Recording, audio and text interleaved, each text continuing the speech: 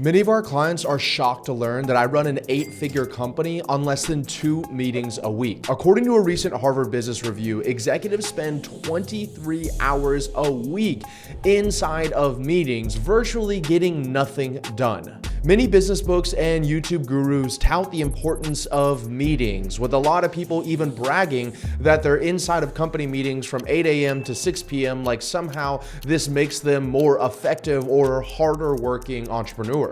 I have the exact opposite viewpoint on meetings. I couldn't think of something that is a bigger waste of time for both myself and our team members. And in this video, I want to walk you through what are some strategies that you can put in place inside of your company so you can have less meetings and still get more done. The two main reasons I absolutely hate meetings is number one, whenever someone's in a meeting, they are not actually getting any work done. It's impossible for someone to be listening to you, giving feedback, and doing the things that need to get done to move the company further along. And this is even more important when it comes to the CEO of the company. Although you should be in charge of managing team members, that doesn't mean that you have to have meetings in order to manage them. And the second reason why I hate meetings is because the majority of the time, the people who are discussing a specific topic, the stakeholders, if you will, is less than 2% or 5% of the total people on the meeting. So you may have a company-wide meeting of 30, 40, 50, 60 people, and only really 2 people are discussing a problem that they can both solve on their own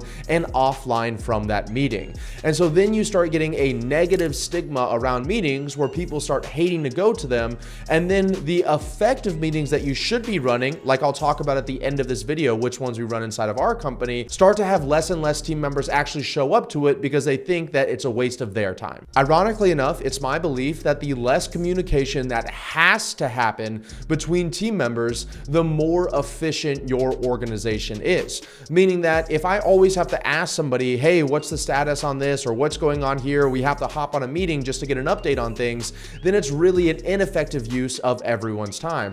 Versus instead using software automation, project management tools, data tracking software to be able to easily be able to identify, hey, this is exactly what the problem is, and I can see it without having to ask or alert anybody else. So here's a few of our tips to running efficient meetings inside of your organization. Number one, set the tempo. This is even more important if you run a virtual company like ours. Whenever you're getting on the meeting, most likely hosted on Zoom, if everybody has their cameras off or everybody's sitting down with their hands like this trying to pay attention to the meeting, and you're the leader of that meeting and you're either not calling them out or you're matching their behavior, then don't be surprised if nobody's actually paying attention to what you're saying. Instead, what we like to do is I actually have a standing desk, as you can see here. So every meeting I have, I stand up and it gives me more energy and I can use my hands a little bit more. And I make sure that my camera's on and everyone else's cameras are on as well. As the leader of that meeting, I'm setting the tempo for what that meeting looks like. The better the tempo, the faster the meeting can be done, the faster people can get back to actually doing the work that moves the needle. Number two is to run meetings by the numbers. Like I spoke about previously, you should be using some kind of data tracking software inside your company so that you know exactly where every single person inside of your department or inside of all of the departments as a whole are at based on their KPIs. So for example, for your media team, what is the unique reach this week versus last week? For your sales team, what's your close rate this week versus last week? For your marketing team, what's the number of qualified booked calls this week versus last week? By running it by the numbers, you're able to easily identify where the bottleneck is in the system or in the process, if there even is one, and then spend the majority of that meeting talking about what you need to do in order to solve that problem. In my experience, over 70% of most meetings are spent just trying to find the problem to begin with, let alone actually solving the problem. So if you're able to identify the problem before the meeting, then you can spend the rest of the meeting identifying the solution to that problem. Number three, never look to solve a problem on a meeting. I was very specific in my words in the last tip I gave you because I said you should work to identify the solution to the problem, not you should work to solve the actual problem.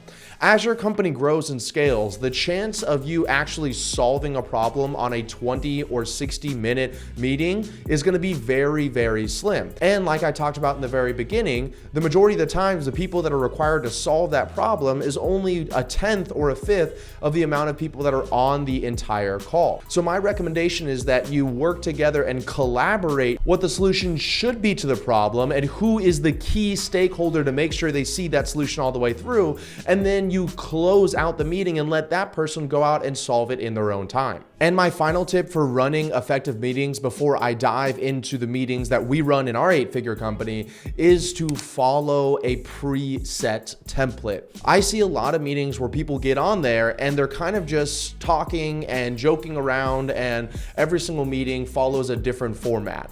The issue with that is that you're having to expend a lot of energy just deciding what the meeting should be about, who goes in what order. That, in my opinion, it's an unnecessary use of brain energy that you can save for bigger problems in your company that need to be solved. So instead, I recommend following a template where you say at the beginning of the call, there's 3 minutes of rapport, then there's 5 minutes of sharing wins, then there's 10 minutes of identifying problems, then there's another 10 minutes of identifying solutions to those problems, and the final 10 minutes could be figuring out projections for the upcoming week.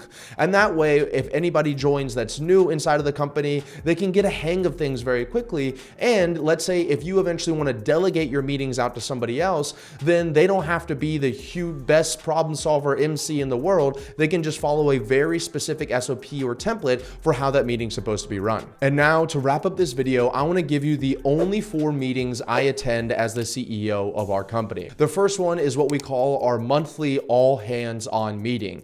And this is exactly what it sounds like. It's just once a month. We have every single person that's a part of our company, whether they're a W-2 employee or a contractor, hop on a 1-hour call, which is actually a slideshow presentation that I put together of the wins and lessons from last month and what we're looking forward to this upcoming 30 days.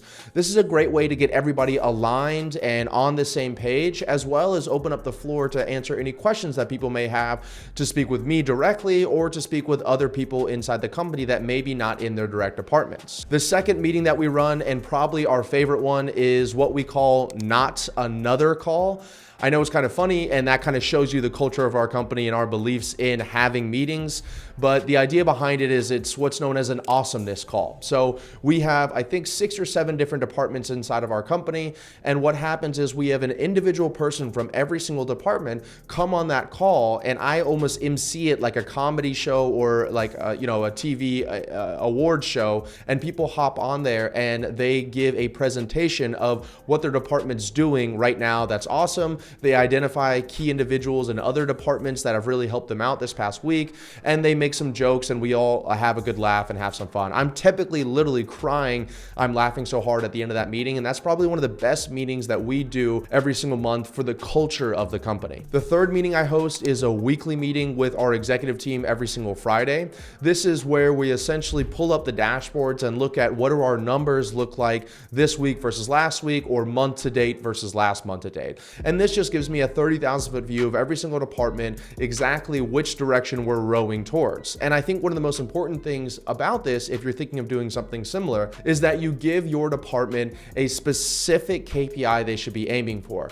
So in the world of marketing, or the marketing department, there's hundreds of KPIs that our chief marketing officer could report to me on a weekly basis. But there's one thing that I actually just care about more than anything else, and that's the number of qualified book calls month to date versus last month to date, because that's really what his main KPI is. An example for client success would simply be lifetime value. How much are we increasing lifetime value month to date versus last month to date? And then if there's something wrong with that number, let's say, for example, lifetime value is lower than normal, or number of qualified book calls is lower than normal, then they will go in deeper as to why this is the case and look at some of the other numbers they have. But it's not necessary, and they all understand that, because we want to get out of there after running 7 different departments departments in 1 hour. And the final type of meeting that I'm a part of as a CEO is what I call alignment meetings. And an alignment meeting is essentially, as a CEO, whether it's a weekly, monthly, quarterly, or yearly goal, you typically have an idea of what you're trying to work on in the business currently. It could be marketing, it could be sales, it could be client success, it could be media. And during that sprint, during that time frame where you're working to try to solve a problem or increase the efficiency inside of a department, it probably makes sense for you to have weekly or bi-weekly meetings with key stakeholders inside of that department. So for example, for us, one of our values is client obsession at our company Scaling with Systems. And so I have a weekly meeting with all of our client success managers. Now, we have a client success director who's totally capable of answering all of their questions, but by me having that alignment call with them every single week, I stay true to our value of client obsession, and everyone in the company sees that the CEO is spending their time making sure our clients are getting results. And I can maybe identify situations where I would have handled something differently with a client, or even I could adjust what our products and services are to better serve our clients based on the information the people on the front lines are giving us.